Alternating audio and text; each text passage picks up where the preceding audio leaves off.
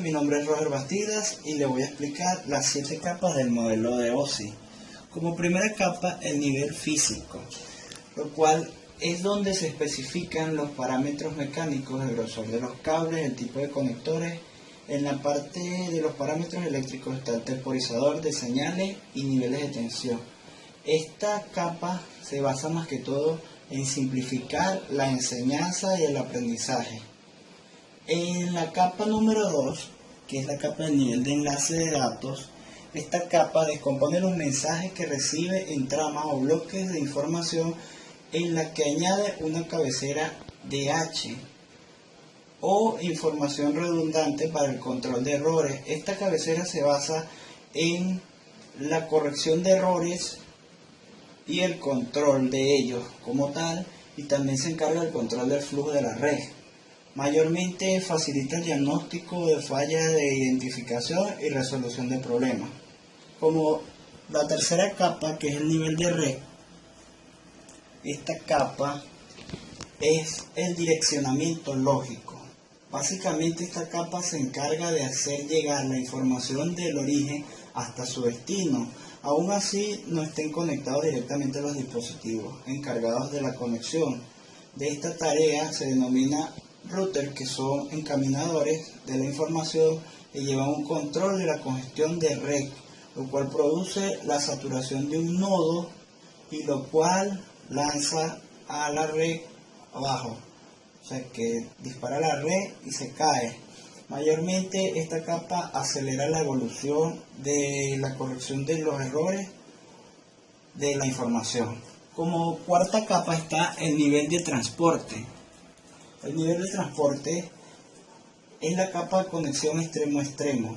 Esta capa se encarga de efectuar el transporte de datos. Su función básica es aceptar los datos enviados por las capas superiores, dividirlos en pequeñas partes lo más pequeño posible para así poder procesarlas y enviarlas a la capa de red.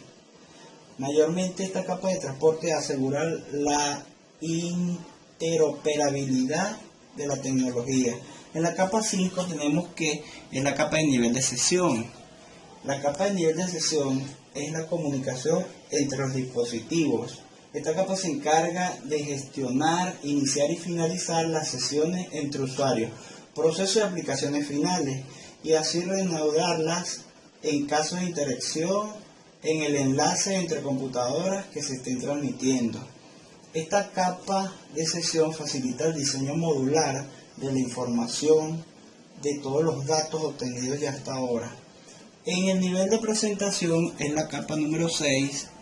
Esta capa número 6 de presentación es la capa encargada de recibir diferentes codificaciones, sin importar que sean distintas codificaciones, sean sonidos, imágenes, datos, sean como venga el proceso.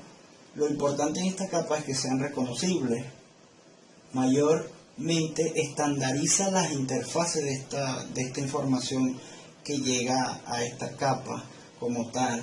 En la última capa, que es el nivel de aplicación como tal, el nivel de aplicación, acá es el destino final de todos los datos ya obtenidos y estandarizados hasta el momento.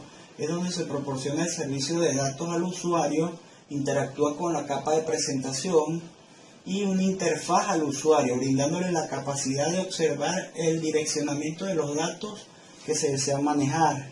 En esta capa se reduce la complejidad de los datos y es la capa el cual maneja los buscadores de internet. Esta capa también tiene la particularidad de que utiliza ficheros del sistema del ordenador conjugados con ficheros del sistema de internet. Como conclusión de todas estas capas, se puede decir que al finalizar el comportamiento y la conjugación de todas estas capas, una por una, se observó que primeramente es un ciclo que, si bien se tiene que regir en un cierto orden para tener una buena comunicación entre ordenadores o un buen uso de las redes, cabe destacar que perfeccionando estas capas de OSI y teniendo en cuenta que todo es un protocolo que se tiene que regir y llevar de esa manera, para así tener buenos resultados a la hora de hacer comunicaciones entre computadoras.